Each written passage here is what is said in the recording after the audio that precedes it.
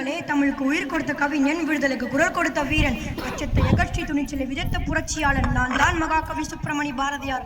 எட்டயபுரத்தில் பிறந்தேன். என் எழுத்துக்களால் மக்களின் உள்ளங்களில் சுதந்திர தீயை ஏற்றினேன்.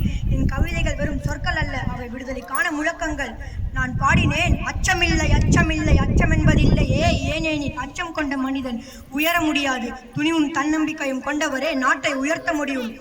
இந்தியா சுதந்திரம் பெற வேண்டும் என்பதற்காக என் கவிதைகளால் மக்களை எழுப்பினேன். பெண்கள் கல்வி கற்க வேண்டும், அனைவரும் சமமாக வாழ வேண்டும், சாதி வேறுபாடு ஒழிய வேண்டும் என்று உறுதியுடன் குரல் கொடுத்தேன். அன்பு மாணவர்களே, இன்று நாம் சுதந்திரமாக வாழ்வதற்கு காரணம் எண்ணற்ற தியாகிகளின் தியாகம்.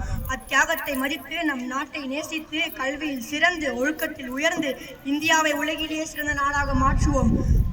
நம் தேசிய கொடியை பார்த்து பெருமை கொள்வோம். நம் தாய் நாட்டை காப்போம். ஒற்றுமையாக வாழ்வோம். உழைப்பை உயர்வாக கருதுவோம். வாழ்க தமிழ், வாழ்க பாரதம், வளர்க இந்தியா. ஜெய் ஹிந்த். நன்றி. Thank you, Afan. Next, Chris.